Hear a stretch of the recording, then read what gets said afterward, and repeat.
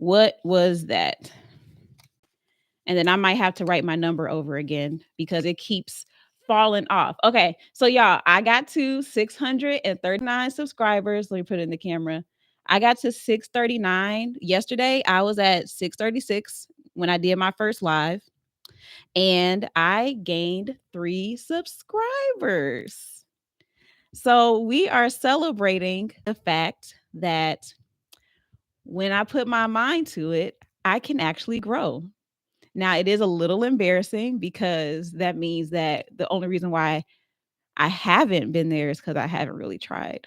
But I'm just gonna take the fact that it's working. The goal is 1,000. So 3 down. Did not look at the number that I need. So maybe I'll do that next time, unless somebody want to do that math for me. You got the notification, Kayla? Yay. So Kayla's on YouTube. You can watch me. I'm live on YouTube and I'm live on TikTok. This is my strategy to grow my YouTube channel without just dipping out on my TikTok people. So this is how we're moving today. This is how we're flowing, not just today, but for the rest of the month. So yeah, I am trying now. And that is what matters. How is y'all Saturday going?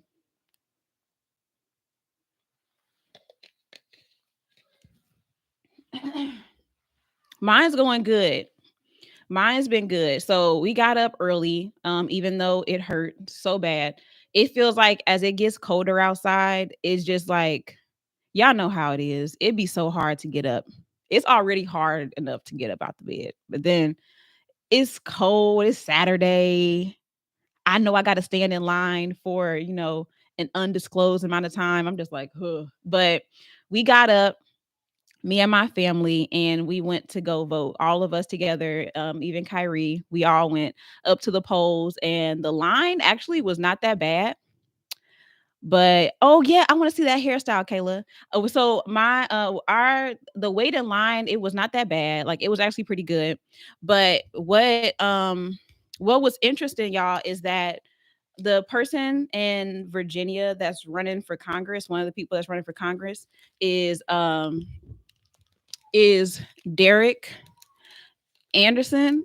And so y'all know how like around election season, the ads slowly start to just get like out of control on YouTube.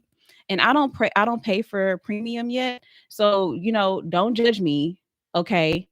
Don't judge me, but I have not transferred over to the YouTube premium world yet.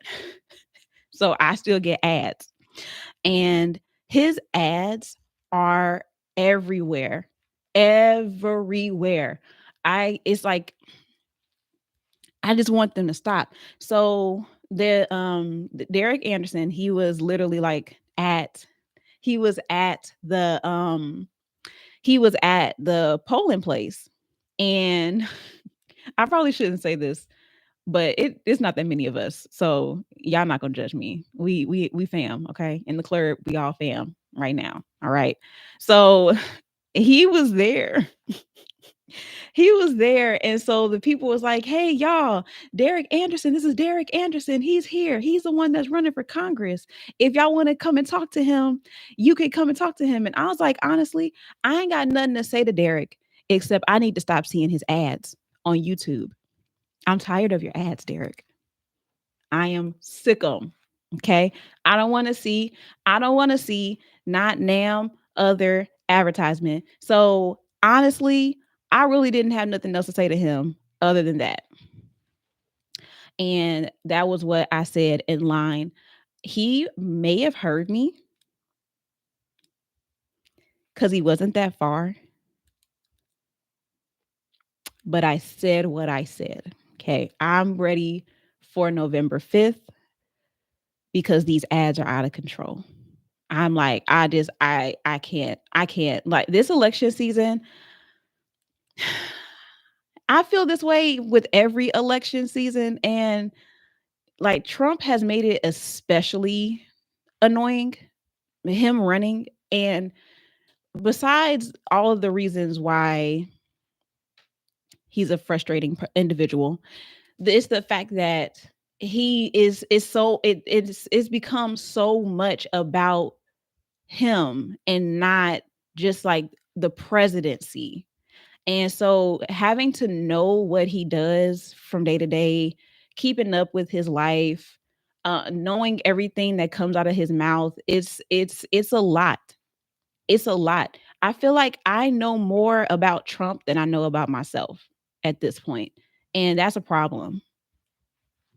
Okay, it's a problem. I'm so over it, and the thing that I think really frustrates me about this is that no matter which way it goes, no matter who wins, we're still going to have to hear about it. And so it's not like you're just going to disappear and you're going to go into hiding or you're still going to be in the news cycle regardless. So it's like I'm not going to get away from it. We're not getting away from it. But just the fact that I know that those ads are going to stop because the ads are not good. They're not even good. Actually, no, I won't lie there. I won't lie. I won't lie. I did there was one ad. I don't know who it was. I wish more of y'all were in Virginia because I don't be doing good with people's names in the political space. I don't really like I really am not a fan of politics in general. So I don't tend to know um you can't send no request. I don't tend to know like the names of people all the time, but there was someone who apparently they were they had a fake family. Like, oh yeah, so do you know who I'm talking about, Rev? I keep forgetting. So there was somebody they were saying they keep talking about the fact that he had a fake family and oh, if you give me a minute after this video, after I'm live, I'll tell you. I'll tell you. That was Derek Anderson. Oh, yes. Okay, y'all. So yeah, Derek Anderson, he's the one. He's the one they were saying had a fake family. Apparently, like he hired some people to pretend to be his family or whatever. And so in the ad, they had all of these cardboard cutouts, and he was having dinner with these cardboard cutouts of like a wife and kids. That was that was that was a petty ad. That one got me. That one got me. I was like, you know what? Win or lose, that one can stay. That one didn't bother me at all. Yeah, it was very entertaining. You saw it too, Kayla? That was a great one. Like that was a good one. Keep that. That can stay in the rotation. But it's in general, they are not good. There was this other one. He took pictures with his friend's wife and kids. Yikes. Ooh, that's bad. Well, Derek was there. Derek was there. The fake family Derek. I'm not gonna brand him as that, but that was wild. That was wild. That whoever was in charge of like the creative direction for that ad, I hope they got a raise because that was good. That was good. So there was this other ad and I forgot who I'm not gonna even act like I know the names. I don't know the names of these people, but it was talking about like police reform and all of that stuff, right? Or like the police, like the budgets, and they're like slashing the budgets, and it was the Republicans against coming against the Democrats saying that they were gonna slash the budgets for the police force and all of this stuff, right? And so the ad itself was so not good. You could literally tell that this man was reading off a teleprompter.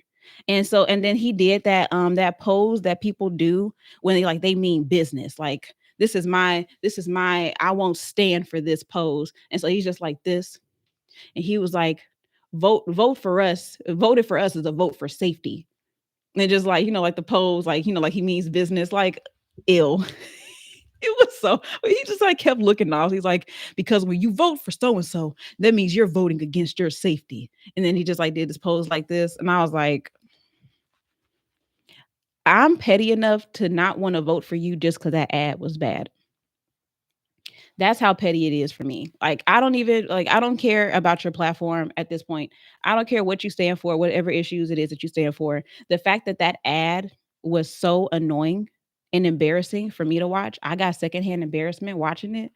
That is enough for me to make my decision. So, who's the other guy or woman? Like, who's the other person that's running against you? Because they get it all by default. Their commercial could be bad too. Maybe it should be the battle of the ads because we already know. Hey, Monica, we already know. Like they're not really being honest about what they talk about anyway. So I should just base my decision off more superficial things. That's how I feel about it. That's how I feel about it. Oh, and then another thing that was really tripping me out that had me just like concerned is the simplicity of the advertisements. It's not, oh, I gotta fix that. It's not in my my link bio, but it is in that drop down arrow. So if y'all are on TikTok and you want to find me on YouTube, right now you have to click the little triangle, the arrow next to like the buttons on my profile, and my account is connected there. I will fix it so that you can get to it, but I got to create a new like landing page for my link in bio. So that's the only reason why you're having a hard time with it at this very moment, but I will fix that today. Thank you for reminding me about that. So I was looking at the signs, and the signs were so elementary. It just had me like, is this what we're doing? Like, it was the equivalent of saying Trump good, Kamala bad. That's how simple these signs were. So when you the one that we saw, because I saw two of them, the first one that I saw, it was Trump low prices, Kamala high prices. That's the entire poster, y'all. That's literally it. That's it. That's all it takes for people to decide who they want to be president. That was a whole sign.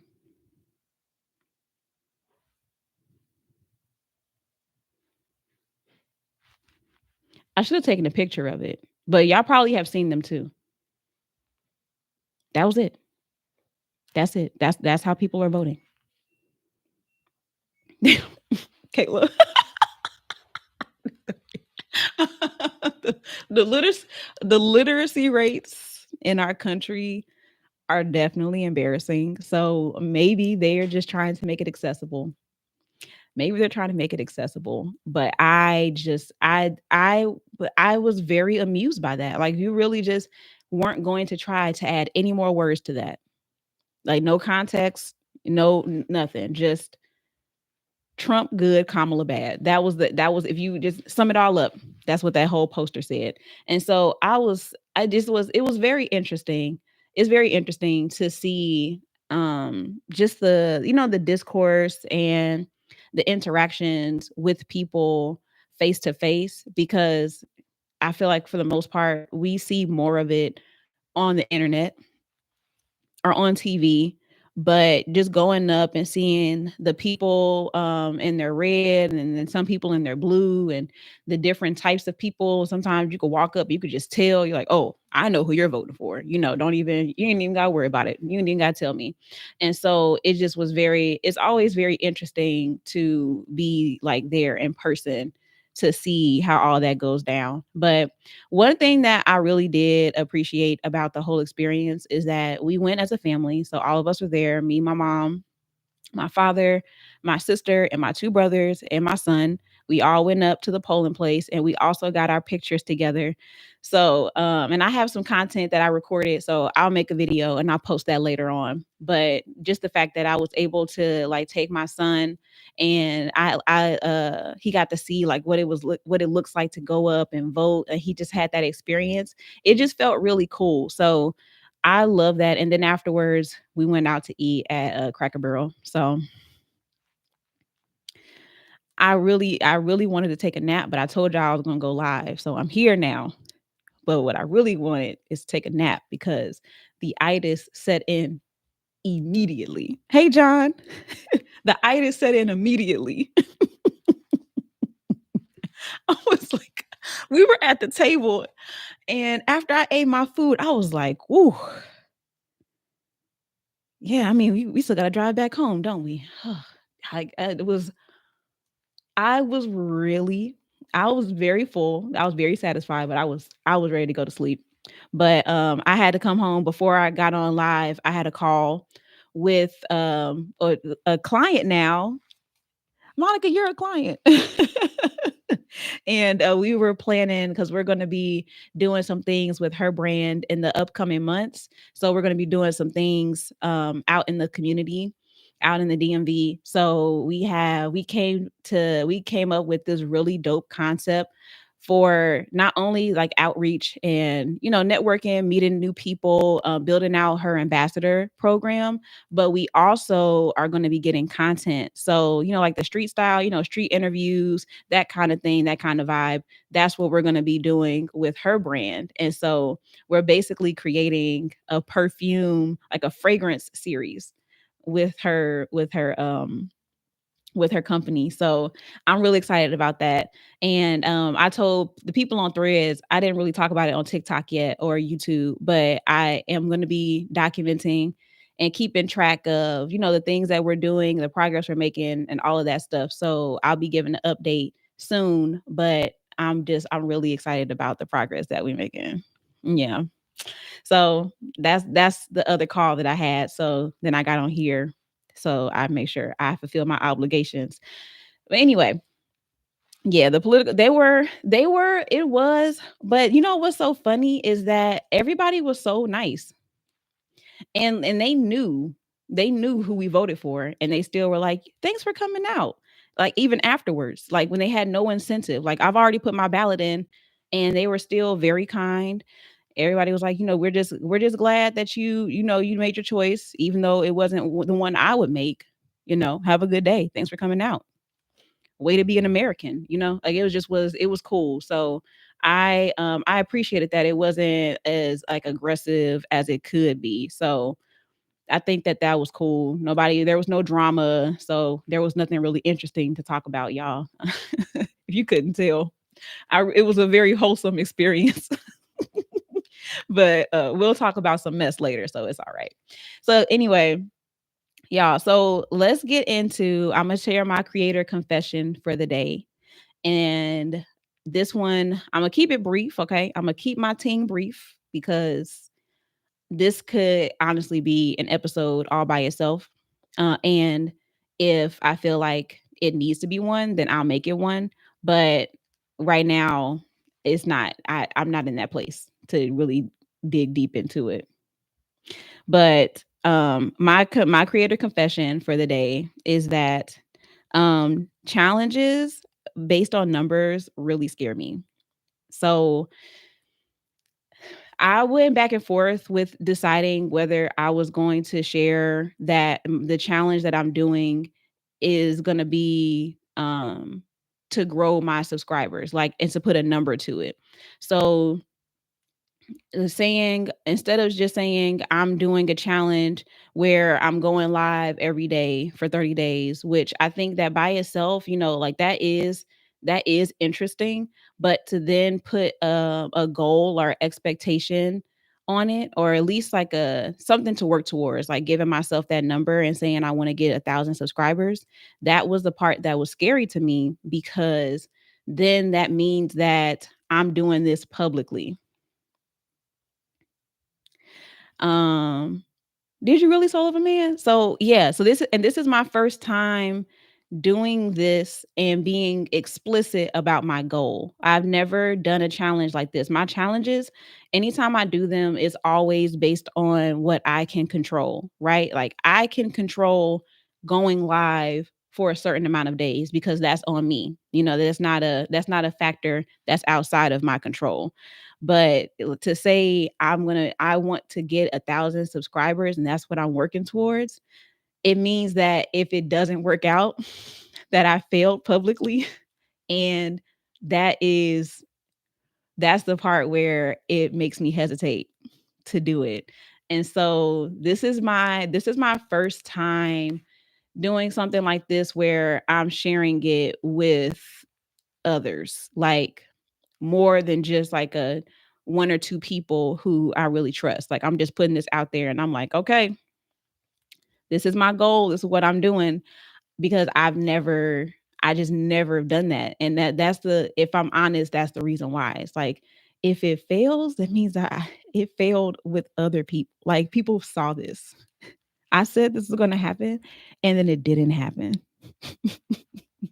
So that's my confession. And I hope that in me sharing it, that thank you, Kayla. Like that the courage inspires you and it motivates you to, do things that are outside of your comfort zone and to keep doing things that are outside of your comfort zone. Like you may naturally be someone who takes risks and challenges, but I would take this also as an opportunity to consider the things that you don't feel willing to do or that you don't want to do and just challenge it and say, is this really because I have a strong belief in this, or is this being motivated by fear? And make your decisions from there. But yeah, yes, it is. Transparency is a double-edged sword. So here I am being transparent.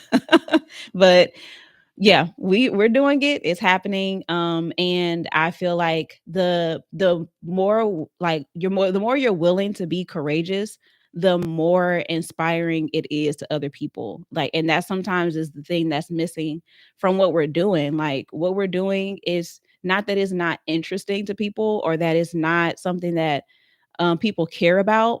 But sometimes the thing that is the more courageous thing or the more outrageous thing or the more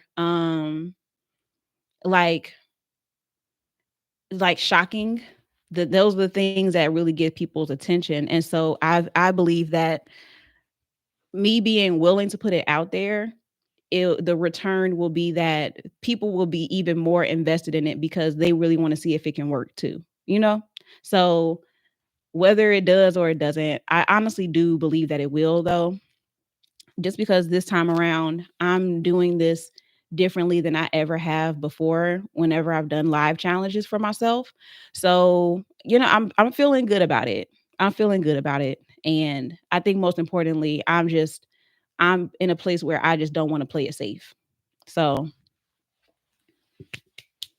that's that. It's off my chest now. Off my chest, out into the world. It is no longer on my heart. And yeah, so we're going to be moving forward. So let's see. I'm excited to see what my subscriber numbers are going to look like after today. It's probably not the healthiest thing to keep track of them every day, but I'm already like low key obsessive over my analytics. So I'm just going to lean into it. I'm going to lean into it. But yeah. Okay, y'all. Are y'all ready to talk about Love is Blind? Are y'all ready to talk about it? Because I've had this, it's just been, I can't stop talking about it privately, and I just need to get this out there, okay? I just need to put this out there cuz I was watching this season. I was watching this season as I do most seasons, and this one by far, like they've really outdone themselves with the ridiculousness of who they cast for this show. Like, I mean, who else feels like that? Like, I just feel like it's since the first year, it has not felt genuine. It has not felt it's not felt inspiring, encouraging. Like nothing about it has made me feel like this is something that I would ever want to seriously put myself into. And so I have some thoughts about it that I feel like y'all are gonna probably look at me differently, but I'm okay with that because it is what it is, okay? But first and foremost, I mean, it's so much needs to happen. And some people like just legit don't need to get married. Like just don't get married. You it's not working because it's you. You know what I'm saying? So all right, so I ever since the first when I watched the first season of Love is Blind, okay, let me be fair. Okay, that first season of Love is Blind was still low key a joke, but I really loved man, I can't think of her name right now, but it's the black and white couple. Um I cannot think of her name right now. I can't think of their names. Anyway, I love them like as a couple. Like it felt so real and so good. And since them, there was only one other couple that I felt that way about. Lauren and Cameron. Yes, yes, Lauren and Cameron. Lauren and Cameron saved the first season. And they weren't even the only couple that's still married. That's the part that's sad. But I wasn't invested in the other ones. So they were like the saving grace of that whole season. But do y'all remember that first season? That was the season where the guy was bisexual and he did not disclose that information to the person that he was talking to until I think it wasn't, but he told her before they left the pods, but it was almost like she was like, "Ooh, like I don't know how I feel about that. Like I don't know where I land on that." And so that was that same season where they had that argument at the pool and she sang those Beyonce lyrics to him. Do y'all remember that? Y'all remember that she was singing those Beyonce lyrics? And I watched it and I was like, "Was this scripted?" I could not I was so embarrassed. Like it felt like I got secondhand embarrassment. I was so uncomfortable with the fact that her response was to sing Beyonce lyrics to him in a real life argument. And he was talking about now he was talking bad about her. First of all, he talked about her wig, and that was suspect. Okay. Why would you ever talk about the woman that you claim to love? Because they all be talking about they love each other before they get out the pods. This is the woman that you love, that you want to marry, and you over here talking about her wig like that. And he was like, "That's why your wig been slipping back since the moment we got out here." What? Like the whole interaction was just like it was just mind blowing. It was mind blowing. I just could not believe that this was happening on this show. And so it became like a whole thing. Like everybody was talking about it and referencing it. I think the girl's name actually was Diamond. And if I'm not mistaken, I don't know if they said it on the show, but it was said that she also had a stripper name. They talked about her name too. Like they put her she really did get played. And that's like that to me is like the trope that black women fall into when it comes to these dating shows. They do black women so dirty on these shows. It is it is a wonder that we can even watch it.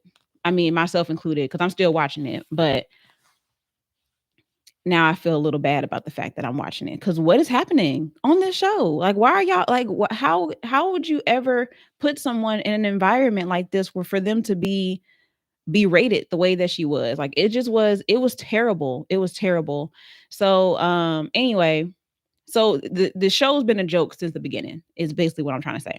But that first season was the only season where, I guess because it was new, that we ain't really know what kind of BS was going down the pipeline. Okay.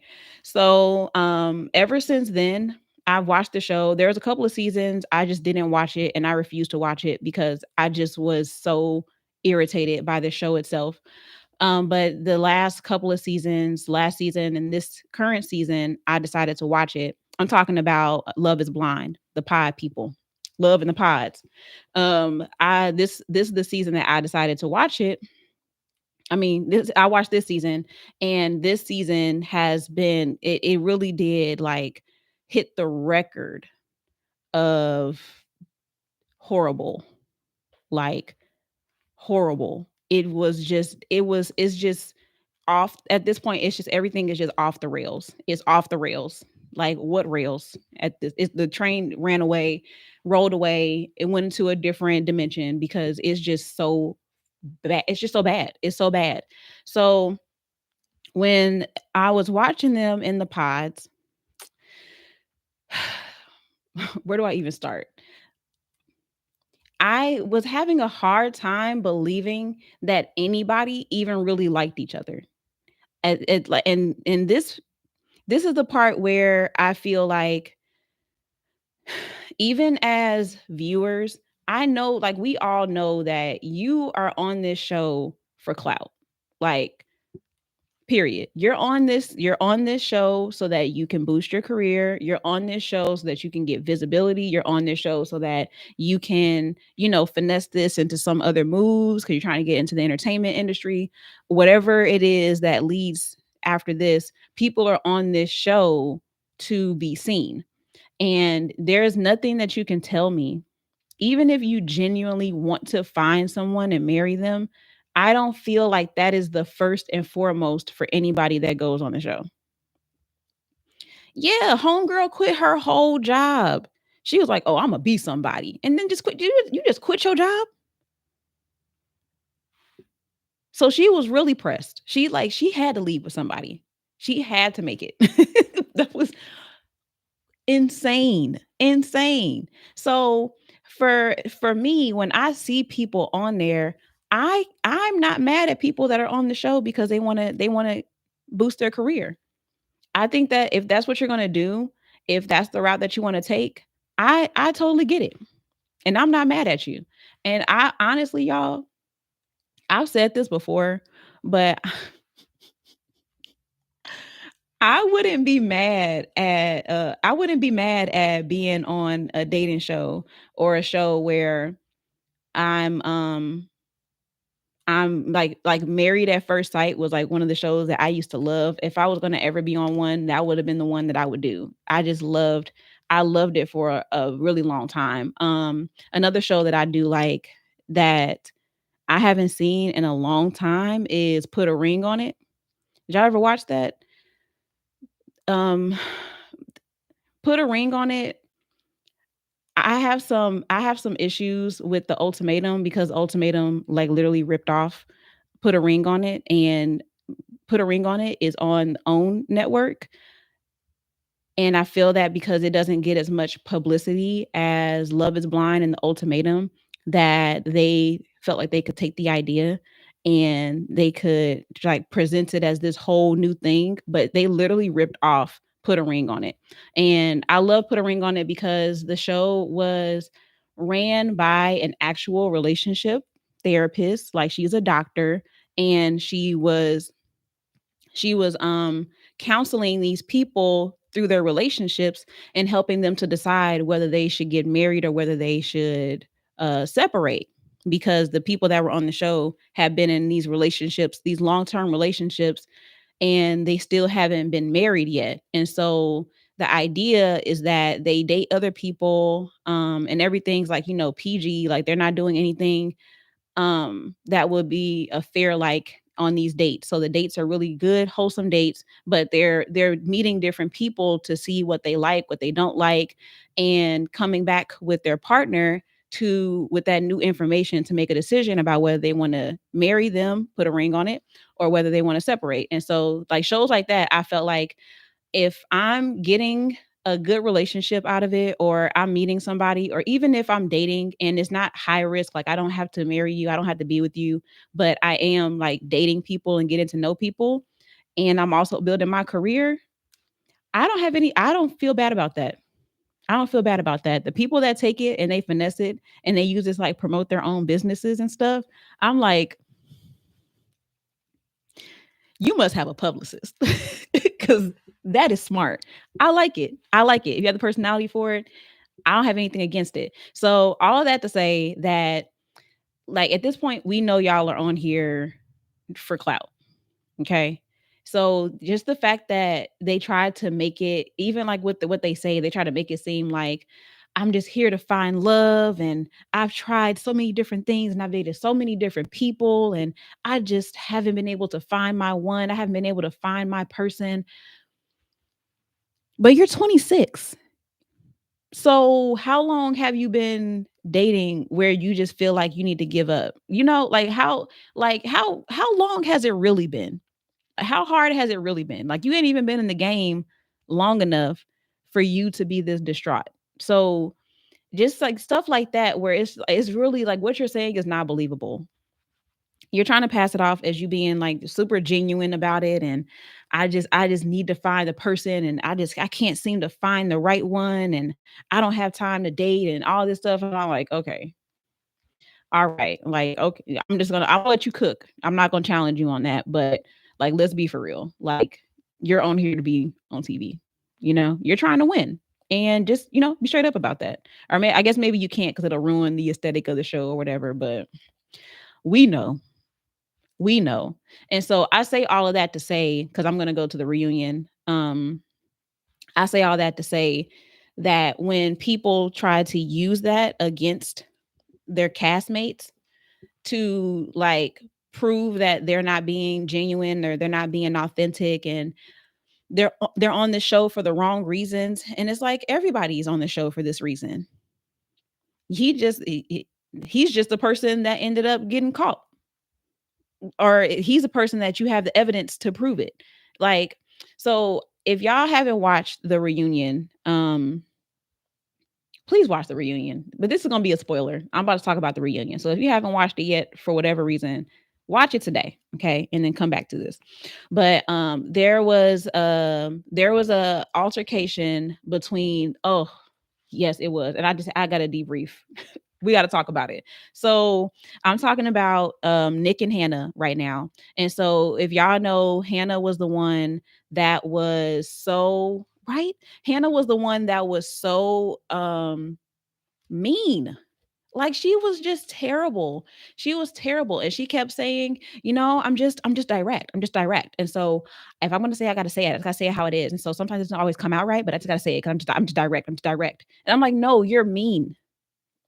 You are mean. You are insecure, and you are projecting onto that man the entire show. Like there was literally nothing that you felt was wrong to say. Nothing was out of bounds, nothing was out of pocket. You just felt comfortable talking to that man any kind of way. Yes, she was mean and she enjoyed it, and she had no apology for him. They was like, if you could go back looking at how you were, what would you say to Nick? And she was like, I mean, I'm just direct. I'm just direct. So I can't apologize for that. I'm just direct, and the only thing I would do differently is maybe like say it a little bit softer, a little bit kinder, but I'm just direct. Like, no, so you missed it. You missed it. And I think the part that's interesting to me about it is I thought that her insecurity was based off of her size. Like I thought that it was because of the fact that she's a tall woman, and she wasn't like overweight by any means, but she was big. She was just like she was sturdy. So I felt like she felt insecure because she felt like literally like she was bigger than him, because Nick is like a really slim dude. He's not the tallest guy, very slim. And so I felt like she felt insecure and she felt bigger than him, which I guess like I've never had that experience in dating because I'm small. I'm 6'2". So I've never felt bigger than any man that I've dated. So I can't relate to that, but I could imagine that that would be very uncomfortable. And so I thought that that was where her a part of where her insecurity was coming from.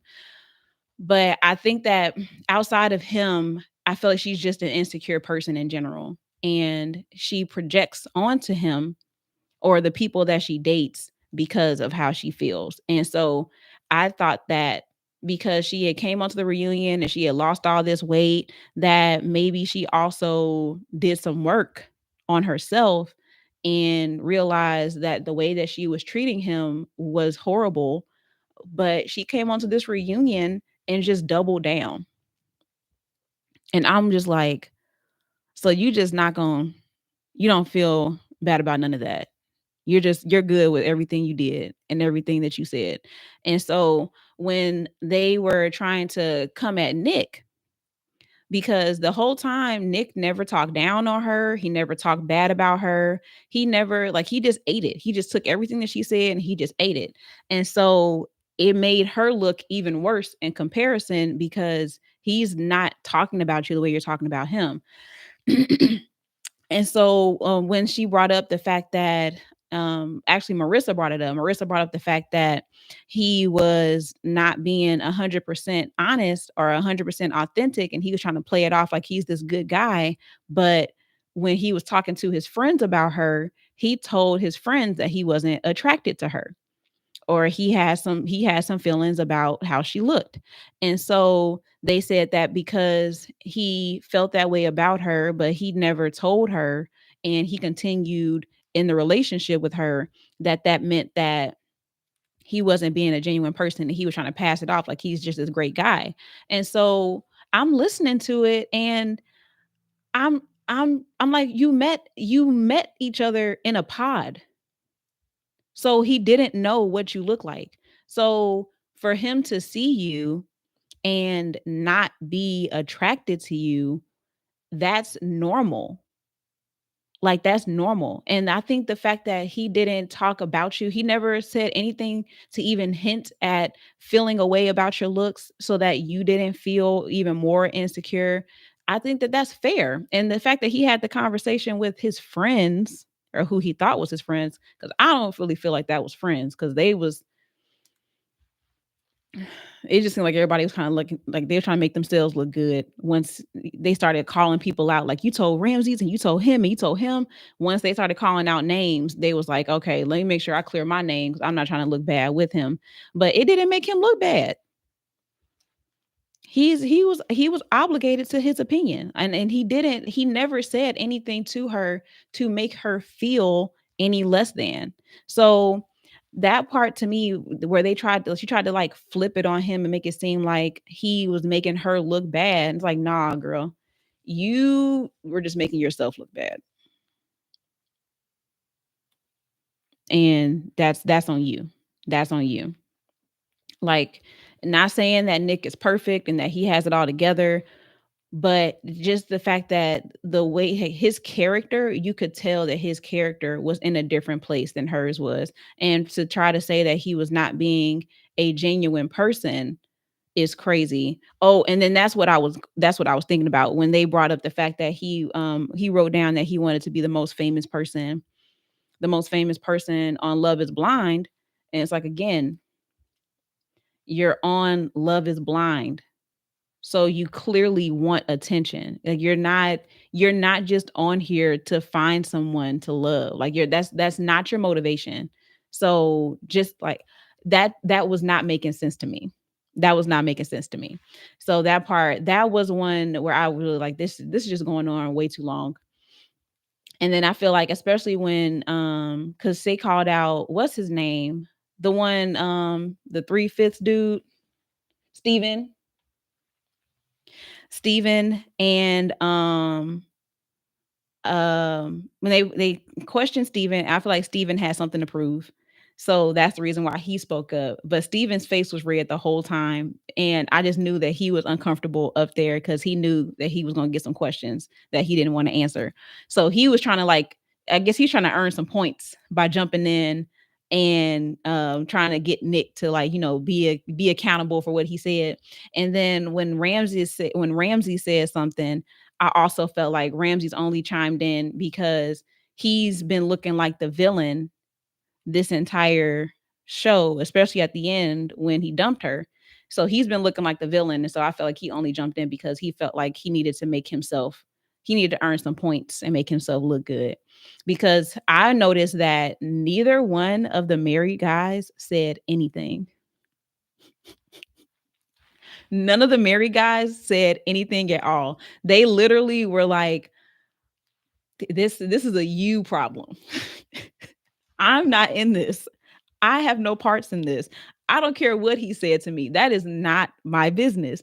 And then even Garrett was like, I feel like this is just this is not a productive conversation. Like we should just move on from it. Like he was trying his best to just keep the conversation and have it go in another direction. So I thought that was hilarious because neither one of them was they didn't want no parts of it. So that whole conversation by itself just irritated me. And it solidified the fact that she's just not a nice person. Yeah, Garrett was definitely, he was like, can we move on? Like next. Now, what I will say though, because I'm not gonna have too much to say about them, Garrett and Taylor, yeah, and Taylor. Garrett and Taylor, they were a very boring couple. Did anybody else feel like that?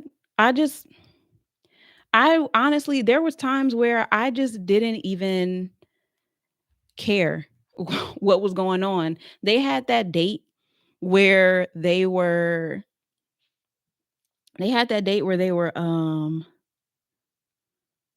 what were they doing? They were like writing, like it was like calligraphy or something like that. And I was like, this is a really boring date. And they spent so much time on it. And I think it was the same episode where Tyler and can't think of his name right now. No, Tyler and Ashley. And when Tyler and Ashley were having the conversation about him and them kids that he got, and they gave us a snippet of that conversation, and then they spent like 10 minutes on them doing the calligraphy. Mm.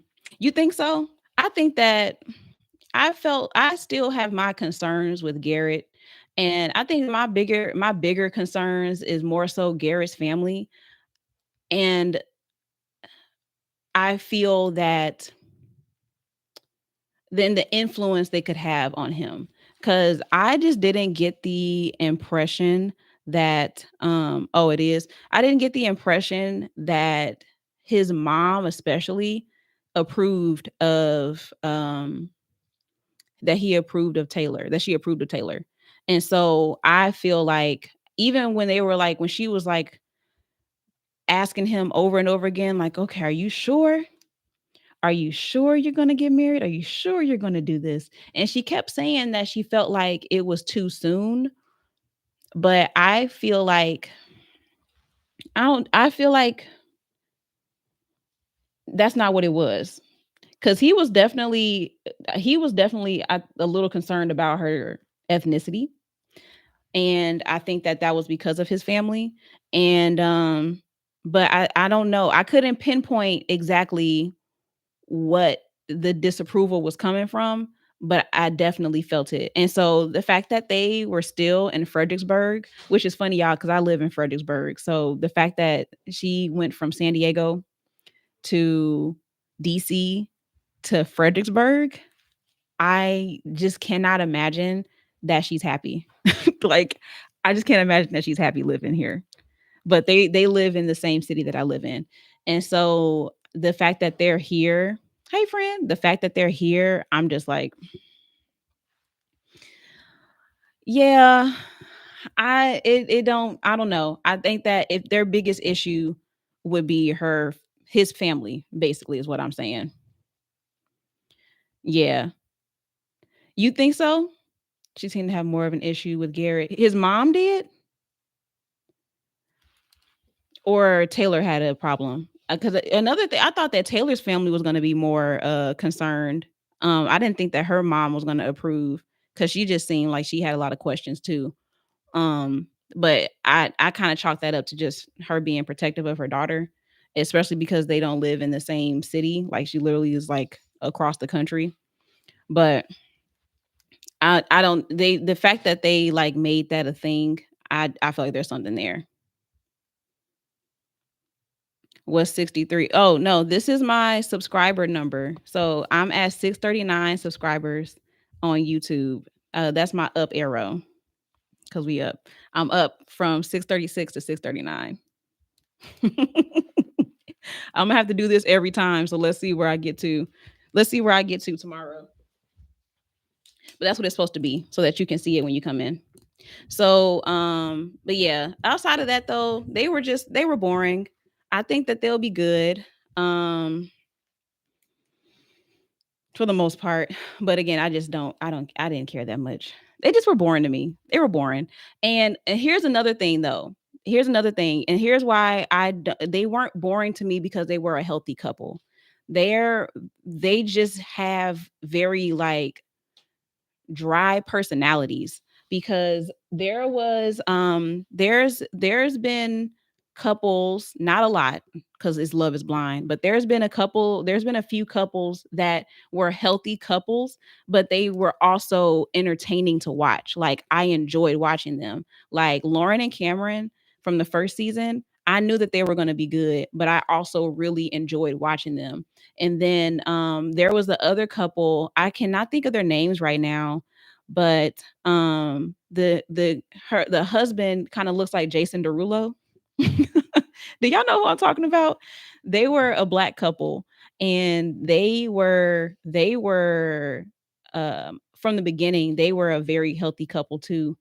And I enjoyed watching them. Like I loved watching them. It just made me so happy to see them in love, to see them taking care of each other. Oh, this season was a mess. And so it's not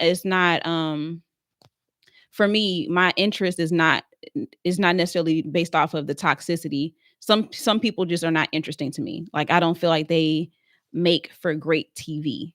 I think they just, are there. So that's how I feel. Yeah. I think that yeah, I can see that. Brett. Yes, Brett. And what was his wife's name? I can't think of her name. But Brett, yeah, I like them too. I like them too. But then there's just some couples that they just bore me. I don't even know what else to say about it. Like I just don't care enough. So that's how I felt about them. Barrett. Oh, yeah, that was the other couple from the first season that I was like, yeah. I mean, like, I'm glad y'all figured it out, but I'm not interested in them either. Yeah. I'm not gonna speak on them. We're gonna keep it on this one. Yeah. Yeah, I can see that. Okay, so where are we at now? So we talked about Nick and Hannah. We talked about Taylor and Garrett. Who else? Who else? Okay, Marissa and Ramses. Somebody said that they felt like um they felt like they really just wanted to see Marissa crash out. And I don't necessarily want to see her crash out, but I do wish that she it seems like she still really cares what Ramses thinks, like almost kind of like she's like holding out hope.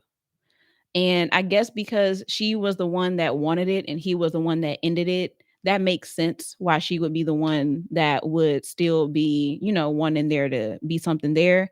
But because that's the impression that she's giving me, it feels like she's not saying what she really needs to say to him. And Ramsey seems like the kind of guy where he can get away with a lot because he's not a mean person. Like, he's a very agreeable person, and on the surface, it's like he kind of goes with the flow. And he had his things that he was firm on, but overall, like, his disposition is like, it's not like, it doesn't invite combat or conflict. And so you might feel uncomfortable talking to him and being more direct with him because of the way that he communicates. And so it just feels like there's some things that she really needed to be able to say and get out there, or at least like let him know how what he did made her feel.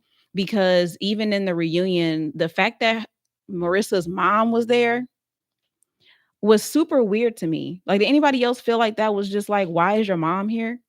And I've never seen anyone else's parents come to a reunion. I'm trying to think back. No, I don't feel like people's parents go to the reunion. And Taylor's parents were there too, but her parents, I think her parents was just there because it was close. Like, they were, we can drive here, so we're gonna come and pull up. But Marissa's mom showing up to the reunion, it feels like she's still like, she speaks for Marissa, and that's annoying because Marissa really needs to be able to speak for herself. And so the fact that her mom was the one that was saying everything that she had to say, and that she was brought in and included in the whole reunion, and it seemed like she had more to say on Marissa's behalf than her mom than Marissa herself. Like, that part to me was like, what is happening? Like, why is she so involved in this? Why is she so involved in this?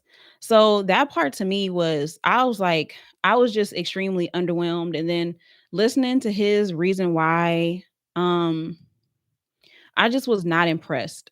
I was not impressed.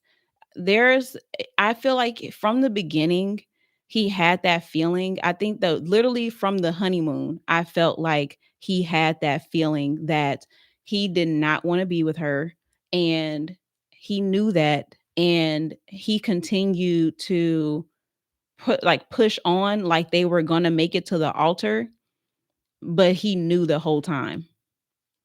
And I agree. Marissa was like it's like she's like emotionally immature. And her mom was saying that she was carrying the relationship. I mean, for the most part, I guess she was. I'm not gonna say that she wasn't, but it seems like there's still something there where, like, she doesn't have the confidence to really stand up for herself and speak for herself.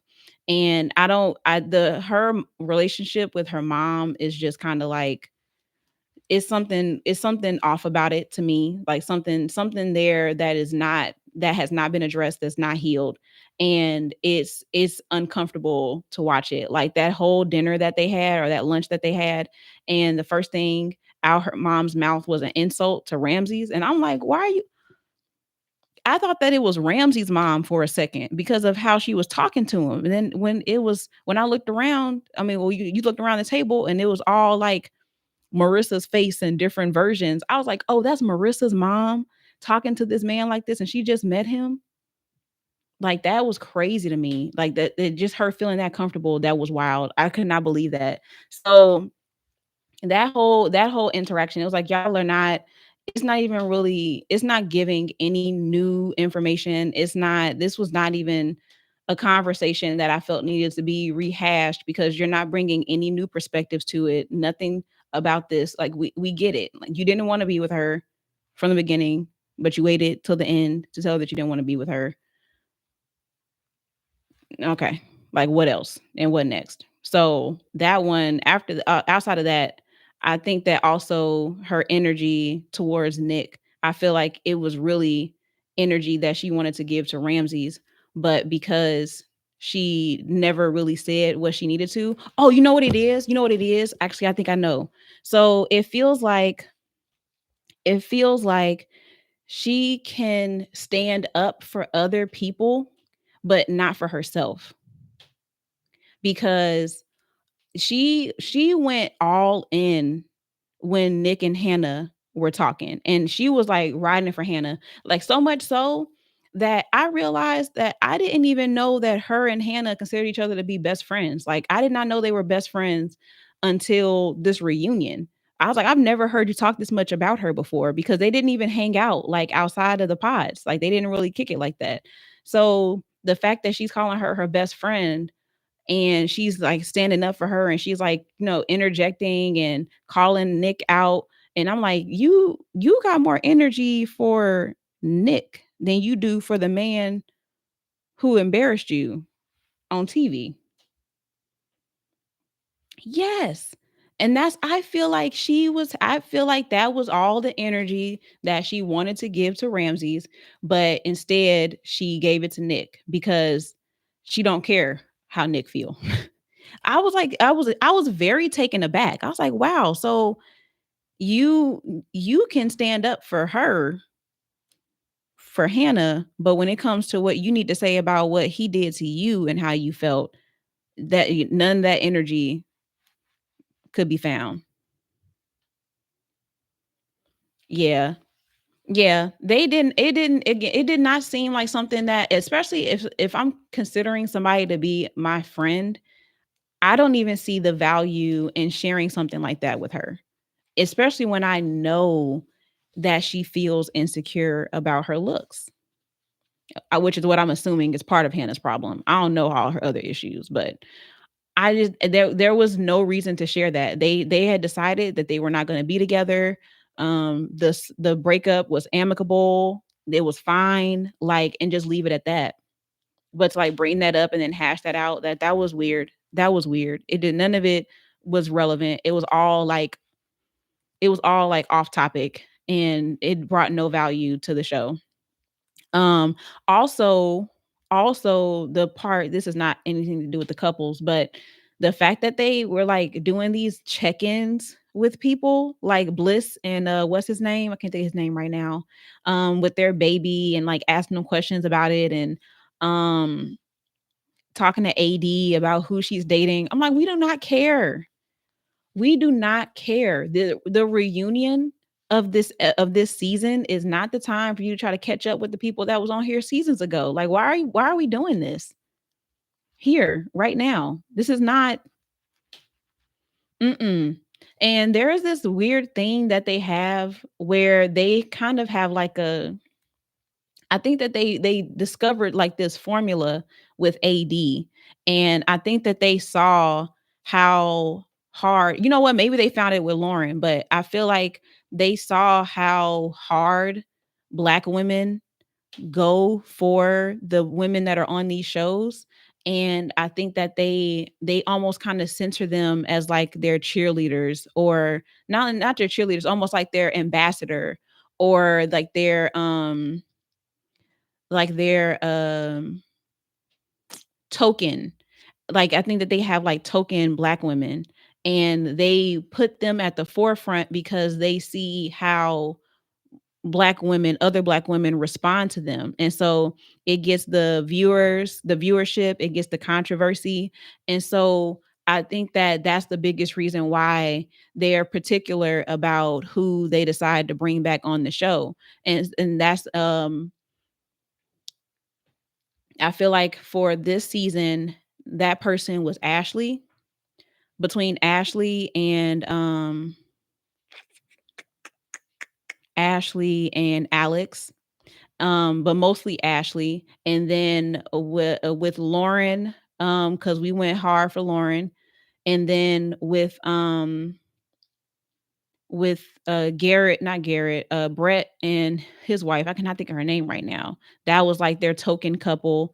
And then AD, that was like their token person. Hey Leon. So I feel like that's what they're doing. Like they're centering like Black women as like their token and their golden child. Because I also saw, thank you.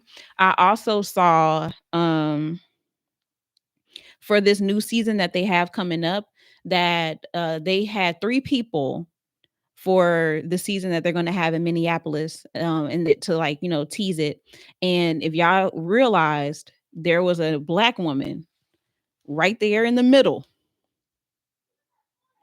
for this new season. They could have chose anybody from this cast, but they keep centering black women. So I feel like there's something to it. Like I think that they're doing it on purpose because the way that they keep bringing these people back up and kind of like making them like their champion is weird to me. So anyway, okay. Let's see. We also got to talk about cuz Ashley and Tyler, oh, there's so much that could be said, but I really don't have a whole lot to add that hasn't been said before.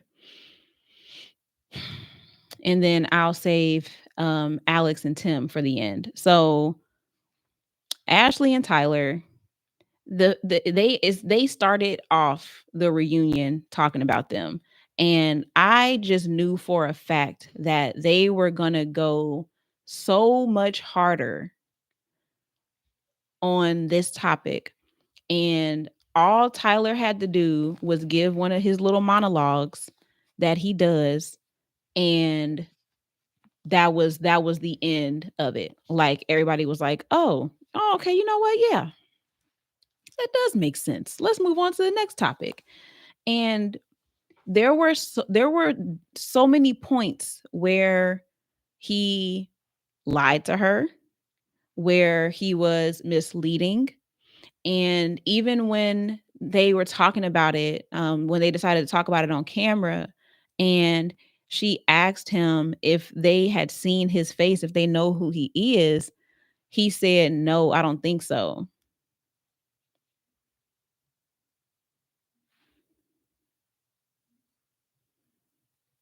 When I just saw pictures of you on Facebook with these kids. And so I'm having a hard time understanding how you can feel comfortable enough to not only date but to marry a man who lied to you about something so important, because those are your kids. Like those are your kids. And the idea of bringing someone into your life like a wife and starting a family when you already have a family and not giving that person enough time to decide if that's what they want to do, that's manipulative. And I don't I don't want to be with someone who off the gate you are already trying to dictate what decisions I make and how I move. And so seeing them at the reunion and seeing her go so hard for it and cape for it made me so sad to watch, because I felt like of all the women on the show, Ashley was one of my favorites, outside of Tyler. I didn't care about him. I just liked her as a person. She just seemed like she was just like a really cool person.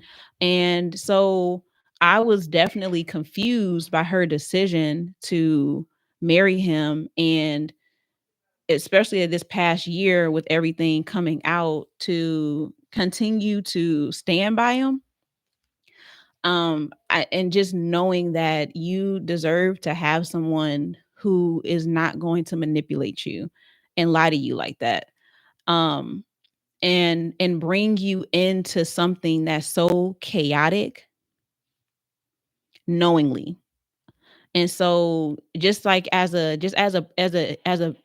person, if I know that things that I have going on in my life would be harmful, and it's so much going on that to bring you into this, that wouldn't be right when I haven't made it right with what I got going on right now. Like that would be the equivalent to me of um dating a man or marrying a man, considering marrying a man, and his him and the mother of his children are still like sleeping together from time to time.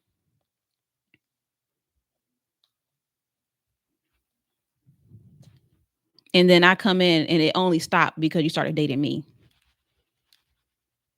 No. No, yeah, that needs to get figured out first. Like, get that situated, get that figured out, get that clear, and then you can decide that you wanna pursue something with me or bring me in. Like, I'm perfectly fine. I am perfectly okay with, okay, this is what happened. This is how I handled it at first. It wasn't the best. I didn't handle this situation the way that I should have, but this is where my life is now. I do have children. I was not their I'm their biological father, but I gave the sperm or whatever. Like, you tell me the whole story, but you make it right with the people that were involved in this in the first place. And that feels like that has not happened. From the conversations that they're having on the shows, that does not sound like that's what happened. It does not sound settled. And so there's this person that's on here on TikTok, and she reads body language. And so she will give you, like, she'll put up like little captions and stuff describing the different behaviors that people are doing and what those behaviors mean. So, like, things that you may be doing with your hands or like rocking are things that are self-soothing, or if your lips are really pressed together, that's you like suppressing emotions, suppressing strong emotions. So she does these readings to see, like, to show you what different body language means in these conversations. And so she typically does them with each season of Love is Blind. And so when she did the one on the reunion and you focused on Ashley's body language, it did not sound, or it did not appear that she feels safe there. Like, whatever, they're presenting a united front, and you're married, you do what you need to do to protect your marriage. Like, I get that.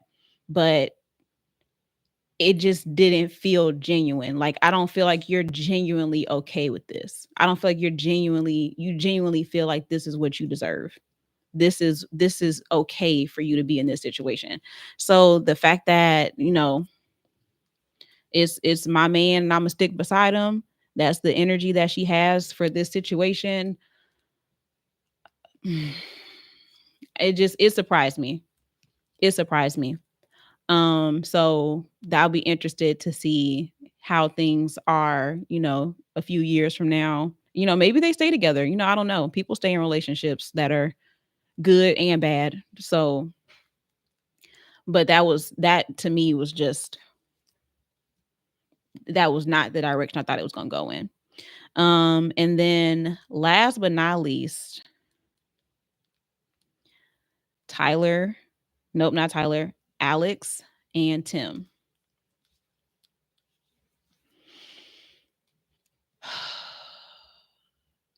That's another couple that I just did not even understand why they made it out of the pods. I didn't understand why they felt like they were compatible in the first place. And what's so funny is that even in the pods, like, your first conversations are about your sisters and how they passed away, and it's just like just trauma, just dumping all of your life onto this woman. And when he gave her that bracelet, or whatever, what he gave her, a bracelet, a necklace, he gave her some jewelry, and it was basically like her being him bringing a daughter home for his parents. Like, that was the language that he used. And so it seemed like he had something to prove, and Alex was just the perfect person to prove it with. Like, I don't feel like it had anything to do with her. I don't feel like it had anything to do with really caring about her or feeling like she was a good match or a good fit for him. I just felt like she listened and gave him the space to talk about it. And so she was seeming more like a therapist than anything else when they were talking in the pods. And so when they came out and they had their honeymoon, and I was watching how she was interacting with him, it literally seemed like she didn't like anything about him. Like in like real life, I feel like she was repulsed by him. This is Love is Blind. I feel like she was repulsed by him. Like everything that he did was a problem or an ick or just something that she just couldn't like she's like ugh, like stop. Like stop doing that. Like I can't stand like stop it. Ugh. Like everything about this man. She was just not a fan of. And so I'm watching them and I'm like, this energy is weird. It just does not feel romantic at all. Like, and someone was like, they were acting more like siblings than like fiancés. And I think that that was a good comparison because it just it didn't seem romantic. And so it was, I mean, it was a couple of things. Even the fact that he was like, he likes like arguing with her and he likes that she doesn't back down from a fight. And I'm like, what y'all just met? Like, how are y'all fighting already? What's going on? Like, what is happening? It just was so much going on that just did not feel like it even had a good start to begin with. And so and then when they had the altercation, the argument that they had, and it was they made it seem like she like put her hands on him or mushed him or whatever. I When they described it, I thought that she like mushed him or like did something like that to him. But apparently she just put her hand up. But it was like the whole thing was just a lot going on for the honeymoon, and y'all just got there. So when they came out the pods, I thought that that was going to be the end. Like I thought that they weren't going to make it from the whole honeymoon situation. But now they're talking about meeting parents and going into each other's houses, and I'm like, "Oh, so they're going to keep doing this." Okay. Still don't really feel like it's a real thing, but all right. And I guess I should have known something was up because you never really saw them like on dates. Like they didn't show a whole lot of what they were doing. Um it was one episode where I was like, "Wait, did they show Alex and Tim yet?" Like it just they didn't get a lot of screen time.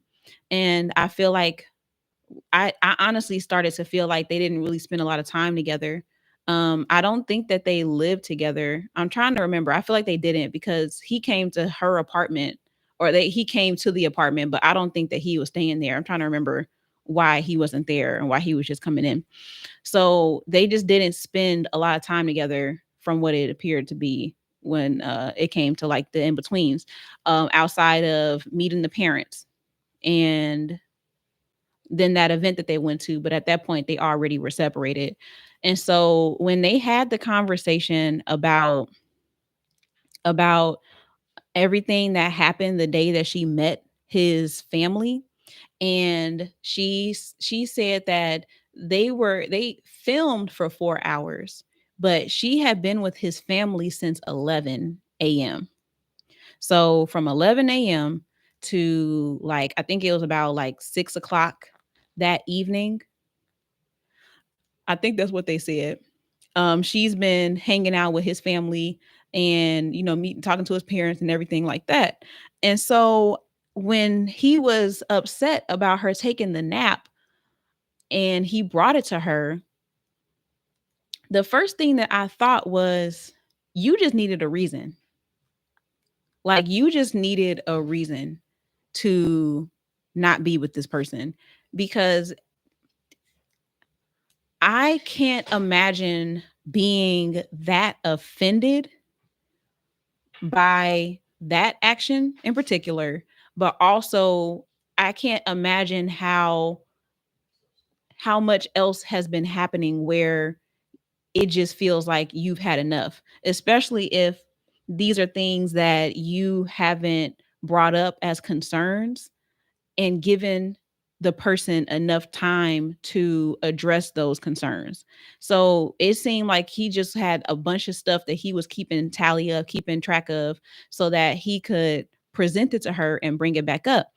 And so when he was explaining it to her, even I was having a hard time understanding like what just happened. I was like, and she had the straightest face, but I'm sitting there like I am confused. Cause like what happened? What happened? And what has gone on in this relationship so much that from the time that you met her dad and gave him that whole letter and told him how you was going to take care of his daughter and you wanted to be a part of their family, like you did all of that, to you fell asleep when my parents was here, so now I got to leave you. I'm like, I just could not piece together how any of this made sense. So I'm sitting there and I'm like, I'm listening to it. I'm like, yeah, no, like this is not, this ain't making sense. It's not adding up. And so when I was watching them, hey Carl, when I was watching them and I saw at the reunion when they were talking, I noticed that when he's not speaking, when it's her turn to talk, it's like he can't even be bothered to listen, like at all. Like if he's not the one talking, if he's not the one sharing his feelings, if it's not about how he felt and how things went and what he needs to talk about, he doesn't have time to hear it. And I'm there have been some people calling him saying that he's a narcissist, and I don't give that title to people loosely, but what I can tell you is that I definitely saw him having tantrums. I definitely saw that he had an inflated perception of his emotional intelligence, and I don't believe that he was as I don't think that he was as great as he thought he was. Like they just it he's here's what it is. He always had to be the victim. And that if he's always got to be the victim, if he's always a person who's been harmed, who's been hurt, who's been wronged, then that leaves no room for growth on his part. That leaves no room for him to become a better person. That leaves no room for him to be challenged. That just leaves no room for anything. Everything is everybody else's fault. And I saw him on multiple occasions, but especially at that reunion where it was like he couldn't handle it when he really couldn't. Like I can't speak now. I can't interrupt her. I can't interject. I got to just sit here and let her talk. Like it was eating him up, even after having 10 to 15 minutes of you just talking about what? Like, what were you even talking about? And the thing that was making it really frustrating for me to watch is that I was trying my best to be um impartial, because I don't necessarily believe that Alex just didn't do any wrong, or that she didn't have anything that she did to contribute to, where the relationship was going. But I couldn't, it was so hard to even try to be on his side when the things that he was saying just did not make sense. Like it just didn't make sense. It didn't make sense. And the fact that he wasn't willing to have an actual conversation about it, he just needed to say his piece, and everything else that you said was just an excuse, or it doesn't matter, or it's not the truth. Like everything that she said, he was trying to discredit it. And so that to me was like, how could you even be in a relationship with a person like that? I mm, I don't know. I couldn't see where she was doing it to him. Um I could see how she was I could see how she maybe wasn't great at being a partner, like being in a relationship with someone, especially when it came to um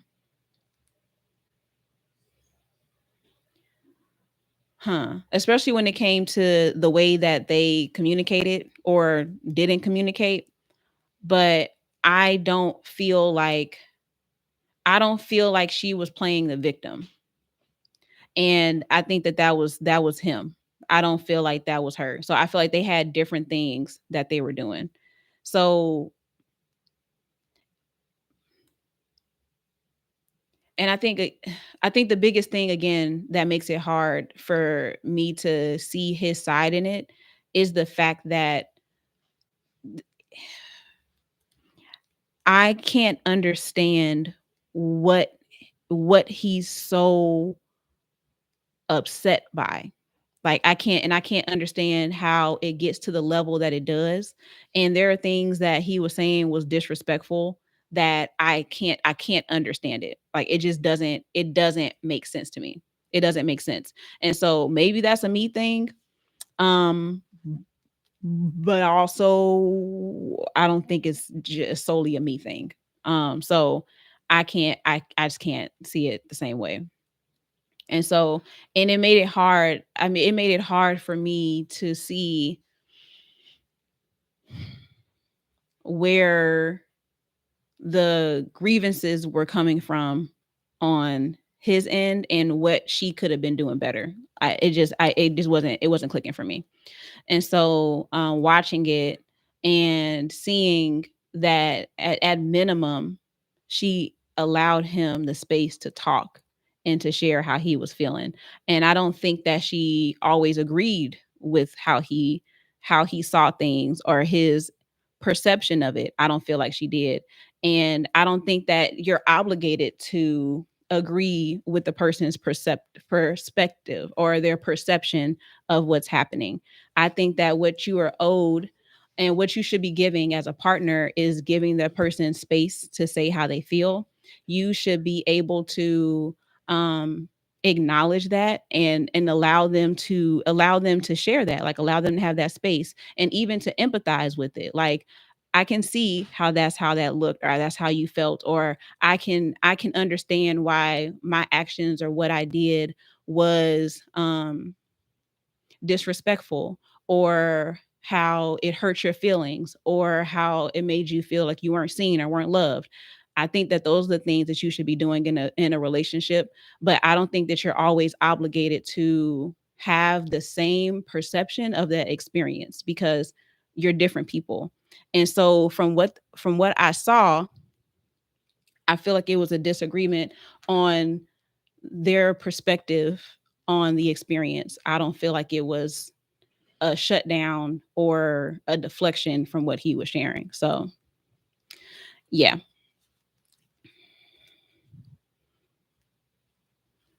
and that's how I saw it.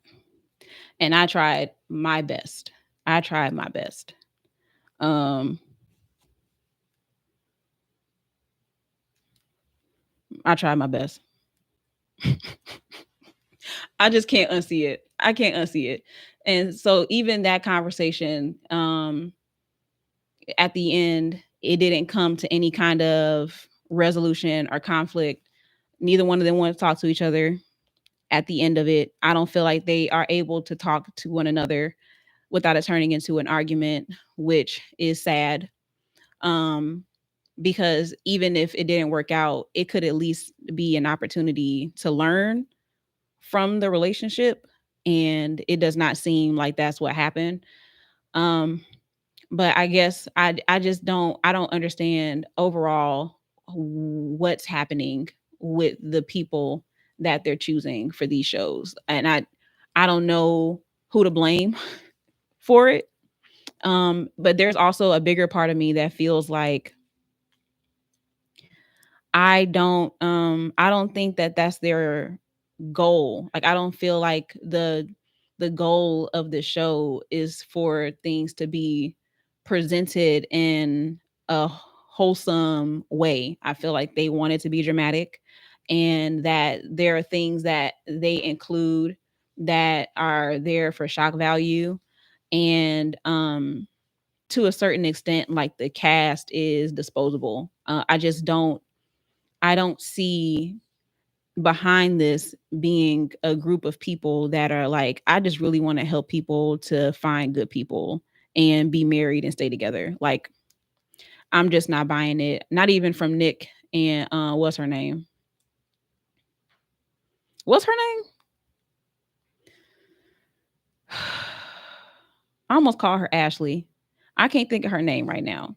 But them, the hosts, I don't even feel like I don't get that from them either. I don't get that genuine energy from them. So I guess they're still pushing along. They're still trucking along. We got Minneapolis next, but I don't have high hopes for it. I don't have high hopes for any of it. And I don't know. We'll see if I watch it next. I don't know. I may not watch next season. I think I'm kind of over it. I'm kind of over it. So now I need a new show to watch. But that's it, y'all. I said I was gonna be on here for a short time, but that reunion needed a space. Um, I'll be back tomorrow. I don't know what I'm gonna be talking about yet. I'll let y'all know ahead of time. Keep on the lookout, see how I'm going and growing with my subscribers over on YouTube. Um, I don't know where I'm going to be at the end of 7 days, but I it would be really cool if I could make it to that 700 by the end of the 7 days. So we'll see. And as I'm learning new things about it at the end of this, more towards the end, I'll probably share more about like what it's been like and how it's working, and if I feel like it's worth it for other people to try. Like, I'll share all that stuff with you, but right now this is really about me trying it out for myself and seeing how I feel about it. And yeah, so y'all be good. Enjoy the rest of your Saturday. And I will talk to y'all in the next video. Bye.